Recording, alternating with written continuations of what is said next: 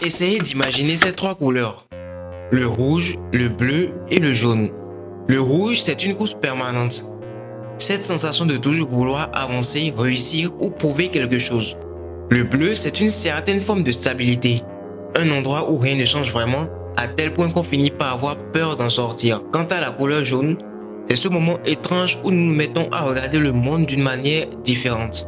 D'une façon ou d'une autre, chaque être humain vacille entre ces trois couleurs. Nous courons dans le rouge, nous nous réfugions dans le bleu et nous cherchons parfois le jaune.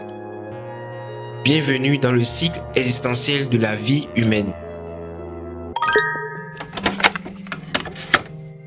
En 1951, le psychologue Solomon Asch réalise une expérience qui va révéler un fait troublant sur la nature humaine. Le principe est simple, plusieurs personnes sont assises dans une même salle. Leur mission consiste à comparer des lignes et à identifier lesquelles ont la même longueur. Quoi de plus banal? La réponse est évidente, tellement évidente qu'il paraît presque impossible de se tromper. Pourtant, juste avant que Jérémie ne réponde, tous les autres participants donnent exactement la même mauvaise réponse. Ce que Jérémie ignore, c'est qu'ils sont tous complices de l'expérience. Et c'est là qu'un fait étrange se produit. Alors que Jérémie voit la bonne réponse de ses propres yeux, il commence à douter de son propre jugement et finit lui aussi par répondre comme le groupe. Pourquoi? Parce que l'être humain n'a pas seulement peur de se tromper, il a aussi peur d'être seul. Cette expérience ne parle pas seulement de quelques lignes dessinées sur une feuille. Elle pose une question beaucoup plus dérangeante. Si un groupe peut influencer quelque chose d'aussi évident, combien de nos opinions, de nos rêves ou de nos choix ont-ils été influencés sans que nous nous en rendions compte? Le fascinant processus de création de l'être humain nous destine à être un maillon unique sur Terre. Étonnamment, on se retrouve d'une manière ou d'une autre à suivre un schéma remarquablement similaire. On naît, on apprend à marcher, à parler, à lire, à réussir des examens, à trouver un métier, à travailler, à attendre le week-end, les vacances, puis la retraite. Les jours deviennent des semaines, les semaines deviennent des années, et avant même qu'on ne se rende compte, une vie entière s'est écoulée. C'est à ce moment précis qu'une seule question surgit. Est-ce que j'ai vécu la vie que je voulais ou celle que j'ai simplement suivie? Si nos vies finissent souvent par se ressembler, ce n'est peut-être pas une coïncidence en soi. Avant d'apprendre à penser par nous-mêmes, le monde avait déjà commencé à tous nous influencer. Nos premiers modèles sont nos parents qui nous apprennent ce qui est bien ou mal.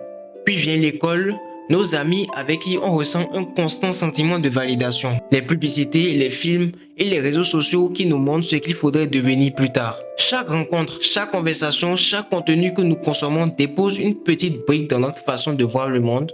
Et peu à peu, une identité se construit en nous. Souvenez-vous de l'expérience de Solomon Asch. Quelques personnes suffisaient à faire douter un individu de ce qu'il voyait. Peut-être que le plus grand piège de l'existence humaine n'est pas d'être influencé, mais de ne jamais réaliser qu'on l'a été. Si nous avons la capacité de choisir, pourquoi tant de personnes continuent-elles à suivre le même chemin? Tout simplement parce que le changement a un prix, et ce prix à payer, c'est l'incertitude. Sortir du chemin que tout le monde emprunte et défier les statistiques, c'est risquer de ne plus être compris, c'est accepter d'échouer, c'est décevoir certaines attentes. Nous ne choisissons pas toujours les circonstances dans lesquelles nous naissons.